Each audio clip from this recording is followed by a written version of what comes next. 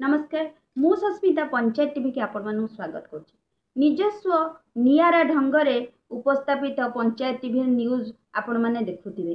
प्रतिदिन पंचायत टीवी आपण पाखरे प्रकृत जनसाधारण असुविधा पहुँचवा चेष्टा करुच्ची।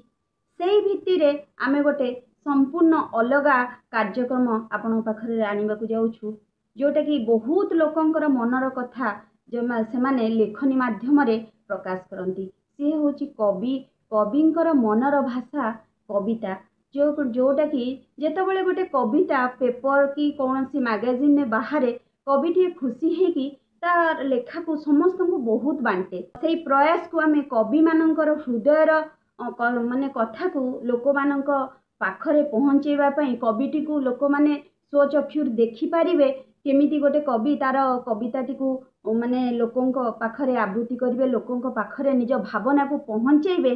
पंचायत टीवी यही प्रयास बहुत कवि मानक पई गोटे सुवर्ण सुजोग जे निजको लोकों सामना से माने निजको उपस्थापन करें। आउ मध्य गोटे जिनस रही जोटा कि पंचायत टीवी तरफ गोटे एनुअल फंक्शन करेंगे, जो एनुअल फंक्शन रे कि वर्षकर भितर जो कविंकर कविता व्यूअर चॉइस रे सबुठारु अधिक व्यूज होइतिबो सेही कवि को श्रेष्ठ कवि हिसाब रे सम्मानित करा जिवो। आ तो सहित मध्य आहुरी 10 जन कवि को सम्मानित करा जिवो।